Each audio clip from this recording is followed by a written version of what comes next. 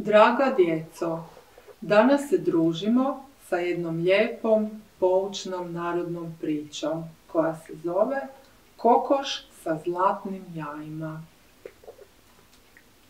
Bila jednom jedna siromašna djevojčica koja je puno voljela životinje. Jednog je dana pronašla ozlijeđenu kokoš. Sažalila se nad njom te je odnijela kući da je izliječi. Previla joj je rane i smjestila je u štalu s ostalim životinjama koje su joj bile odani prijatelji. Jedne večeri, dok je djevojčica spavala, posjetila ju je dobra vila. Vila je zamahnula svojim čarobnim štapićem i tiho prošaptala: budući da si bila dobra i plemenita djevojčica, nagradit ću te.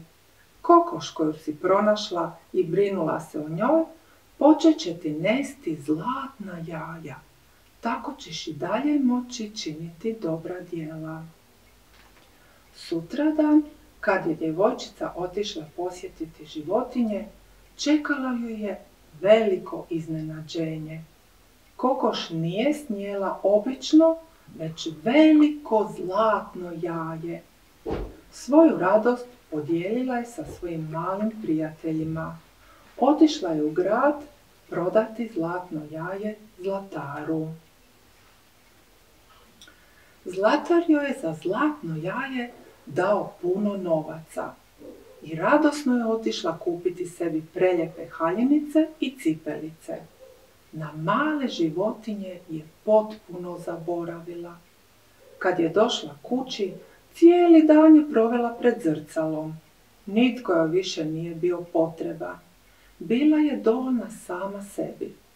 I kad bi joj ponestalo novca, otišla bi u štalicu po novo zlatno jaje i tako iz dana u dan. Životinje su bile jako tužne. Djevojčica nije više imala vremena za njih. Ponekad bi ih čak zaboravila i nahraniti. Stalno je vikala i ljutila se za svaku sitnicu. To više nije bila ista djevojčica. Čarobna kokoš je tugovala kao i ostale životinje. Jednog jutra, na iznenađenje svih, prestala je nesti zlatna jaja. Toga dana životinje su u strahu očekivale djevojčicu i njen bijes. Kad je djevojčica došla, vidjela je obično jaje i preplašene životinje. Uvidjela je svoju pogrešku i počela plakati. Zamolila je kokoš da joj oprosti zbog njenoga ružnog ponašanja i tužnim glasom joj reče: oprosti mi, Koko, što sam bila sebična. Voljet ću te bez obzira hoćeš li nesti zlatna jaja ili ne. Svi su ponovo bili sretni, jer je djevojčica održala svoje obećanje i brižno pazila na sve njih. Iz štalice se ponovno čuo smijeh i veselje. Kokoš je opet počela nesti zlatna jaja.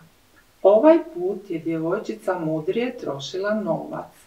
Pola novca koji je djevojčica dobivala od prodanih zlatnih jaja davala je siromasima, a pola je trošila za brigu o životinjama.